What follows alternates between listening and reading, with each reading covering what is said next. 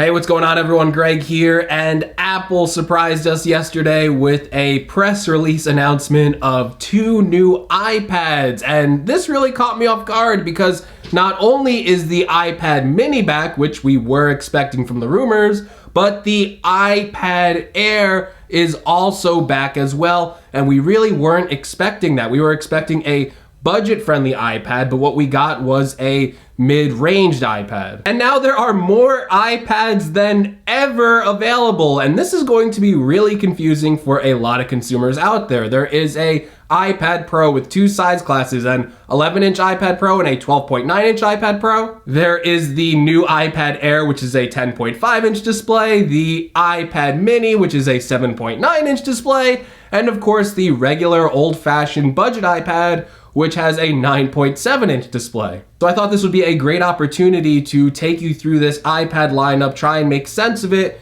and give you my recommendations on what iPad you should buy depending on your use cases. Now, before we get into my recommendations, let's just break down the new iPad Air and the new iPad Mini because there is a lot to unpack here, and Apple didn't really go over the details in a press conference, so let me walk you through what's new and what's different about these iPad models compared to, say, older iPad models. Okay, let's start with the iPad Air. Now, the iPad Air starts at a pretty reasonable price, $499 for a 64 gigabytes configuration. It only has one upgrade, and that comes with the storage capacity, and that would be 256 gigabytes for $649. Respectively, you could also get the cellular version of this iPad Air for $629 or $779 for that 256 gigabyte option. This has a 10.5-inch display, much like the older iPad Pro from 2017. And what's great about this display is that it is a laminated display. One of the biggest complaints from people who wanted a more budget-friendly iPad, something in that $500 range, was that they didn't really have an option to get a laminated display if you went to that $329 iPad. It also supports the P3 wide color gamut spectrum, so if you are a fan of that wide color that was usually found on the iPad Pro models, this iPad Air also has it as well. This iPad Air also has an A12 chip inside of it, which is something we weren't expecting as well. When we were doing the rumors for these new iPads, we predicted, or I predicted, that it would come with an A11 chip, that Apple wouldn't be shipping its top-of-the-line processors that are currently found in the iPhones. But no, Apple went ahead and did that. They threw in the top-of-the-line iPhone processor right inside of this iPad. Sure, it's not the A12X that the more expensive $799 iPad Pros have, but this still is a really good chip and really powerful. The CPU performance on this A12 chip would even outscore things like the new MacBook Air or even the entry-level MacBook Pro. Of course, this iPad Air also has Apple Pencil support. Now, this only supports the first generation Apple Pencil, not the new second generation Apple Pencil that we saw with the 2018 iPad Pros. Now, this is something I covered in the past and predicted that did turn out to be true, and this new iPad Air has support for the smart connector, so you can attach a smart keyboard. Now, this smart keyboard is like the old smart keyboard, so it doesn't cover the back of the device, and it attaches to the side of the iPad rather than the back like on the new iPad Pros. This iPad Pro also supports Touch ID, so no new Face ID system inside of it.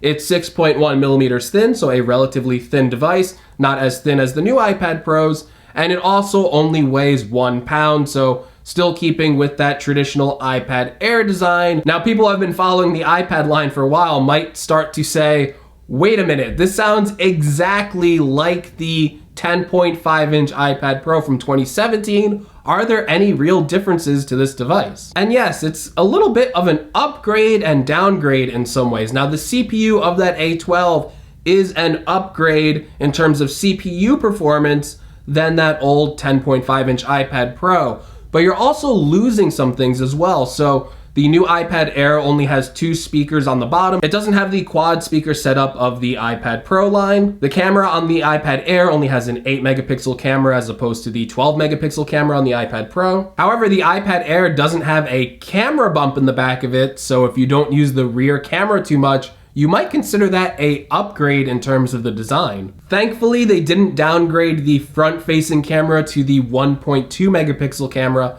that's found on the iPad. This iPad Air still has the 7 megapixel front-facing camera that you would find on the Pro lines. Another difference with the iPad Air is that it does not have the Pro Motion display at 120 Hz.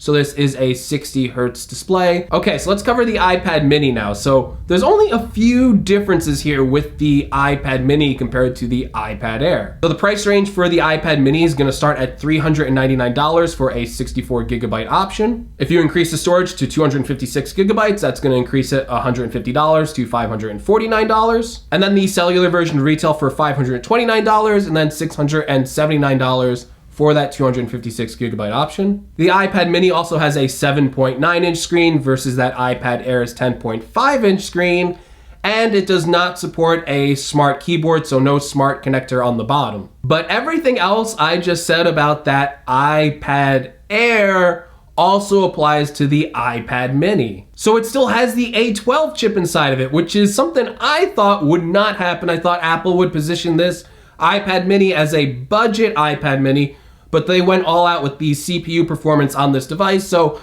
this iPad mini is going to be packing more power than a MacBook Air, than a MacBook Pro entry level. And everything else I mentioned with the Air, the iPad mini also supports. So it has the same laminated display, it has support for the Apple Pencil, the same stereo speakers, and the same rear camera, the same front-facing camera. So now that we covered what the new iPad Air and the new iPad mini offer, which iPad should you as the consumer buy? Now, I think this new iPad Air is going to be great for a lot of people out there. This is for people who want iPad Pro features without the iPad Pro price. The iPad Air starts at $499, where if you were to buy the new iPad Pro, that starts at $799. And that's a huge price gap for a lot of people out there. So this iPad Air is a lot more friendly to people's pocketbooks. So what do I mean by Pro features without the Pro price? So this means that you plan on purchasing that smart keyboard, maybe you want to type up something,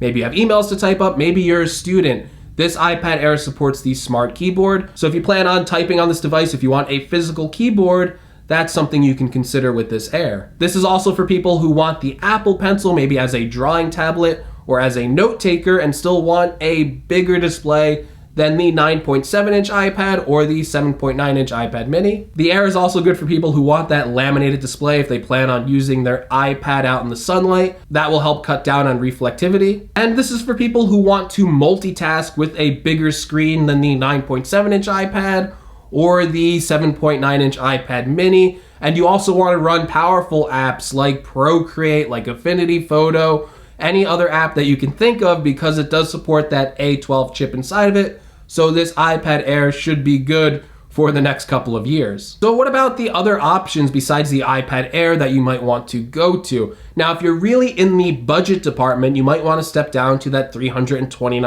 iPad. Sure, you're not getting a laminated display. Sure, you're not getting the A12 chip inside of it. Sure, it's a little bit thicker. Sure, it has a smaller screen with a 9.7-inch screen as opposed to a 10.5-inch screen, but it still is a lower cost alternative to that iPad Air. It starts at $329, and you can often find it on sale for just $250. And that iPad is still a great performing device. It still has an A10 chip inside of it, so it's not really going to experience any slowdowns for the foreseeable future. It's also good if you're just planning on getting this iPad, if you're just browsing the web, checking some emails, watching Netflix. These are things that don't require a lot of power, and you might not necessarily benefit for the increased processing power that the new iPad Air has. And other things, like if you don't plan on using the smart keyboard, you are paying extra for a feature that you might never use, so these are all options where you might want to consider that 2018 iPad. Now, the iPad Pro is the extreme end of that version.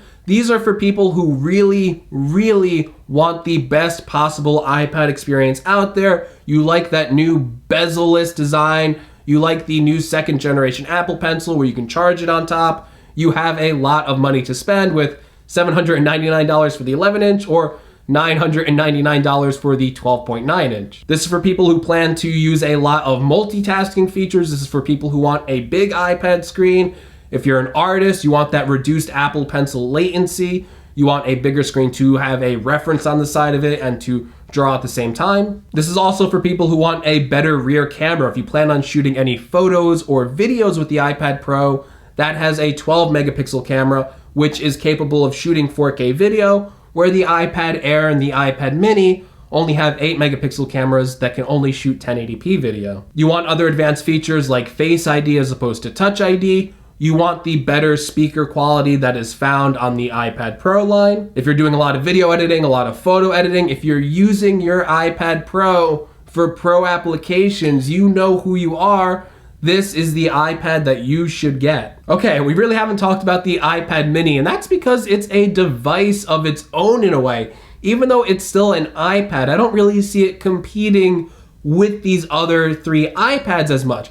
If you want the smallest possible tablet, something that you can easily throw in a bag or maybe even fit in your back pocket, that's when you should consider the iPad Mini. Its small size naturally makes it a great choice if you have kids and you want to give them a tablet.